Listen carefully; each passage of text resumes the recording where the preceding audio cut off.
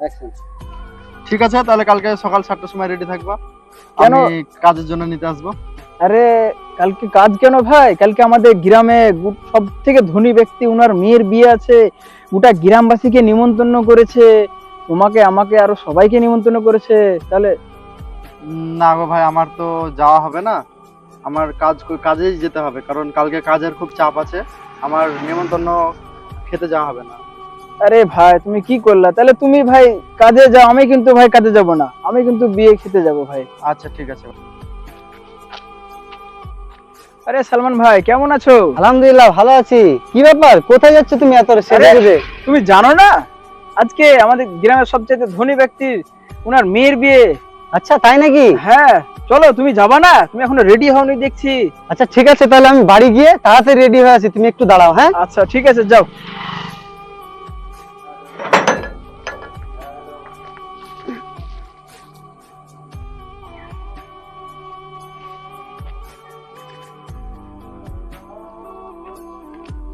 আরে কি ব্যাপার শাহিন ভাই, তুমি এইভাবে বারবার নিজেকে ব্যস্ত করছো, নিজেকে শুধু রেডি করছো, চুল ঠিক করছো, জামা কাপড় ঠিক করছো, এত ব্যস্ত হচ্ছে কেন তুমি? আরে ব্যস্ত হও না মানে, আমরা কার বাড়ির বিয়েতে যাচ্ছি তুমি দেখো, গ্রামের সবচাইতে বড় লোক ধনী ব্যক্তির মেয়ের বিয়েতে যাচ্ছি। আমার যদি চলাফেরা কোনো একটা খারাপ লাগে তাহলে কেমন লাগবে বলো? ওনার সামনে তো আমাকে একটু ভালোভাবে সেজে গুজে এবং ড্রেসটা যেন খুব সুন্দর থাকে, তার জন্য আমি বারবার নিজের জামা প্যান্টকে গুছিয়ে নিচ্ছি। আচ্ছা ঠিক আছে, বেশ, তাহলে চলো আমরা যাই। চলো। আল্লাহু আকবার, আল্লাহু আকবার। সালমান ভাই কি ব্যাপার, তুমি দাঁড়িয়ে গেলে যে? ভাই আল্লাহর ঘর থেকে আজানের ধ্বনি ভেসে আসছে, আল্লাহ পাক রাব্বুল আলামিন নামাজের জন্য ডাকছে।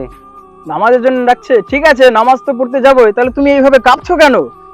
ভাই আজ তোমাকে এই গ্রামের সব থেকে বড় লোকের মেয়ের বিয়েতে তোমাকে নিমন্ত্রণ করেছে, তাই তুমি দেখলাম নিজেকে সাজাচ্ছ, গুজাচ্ছ, বারবার রেডি করছো, আর তুমি নিজের মুখেই বললে যে আমার প্রতিটা পদক্ষেপ তার খারাপ লাগবে না তো, আমার উঠা বসাটা যেন তার খারাপ না লাগে। আজ একটা কথা বলি ভাই, আর যদি উঠা বসা দেখানোরই হয় তো সেই প্রতিপালককে দেখাতে হবে, আর সেই আল্লাহ পাককে দেখাতে হবে, যিনি এই আসমান এবং জমিনের প্রতিপালক। আর তিনি আমাদেরকে এক বিন্দু নাপাক পানি থেকে আজ তৈরি করে এত বড় দুনিয়া আমাদেরকে দিয়েছে। আজ যদি তাকে দেখাতে হয় তাহলে আল্লাহ পাক রাব্বুল আলামিনকে দেখাতে হবে। আমাদের প্রত্যেকটা জিনিস আল্লাহ পাককেই দেখাতে হবে, মানুষকে নয়। আসো বন্ধু, আল্লাহ পাক নামাজের জন্য ডাকছে, আমরা নামাজ পড়ে আসি আগে। চলো আমরা যাই, নামাজ পড়ে আসি আগে।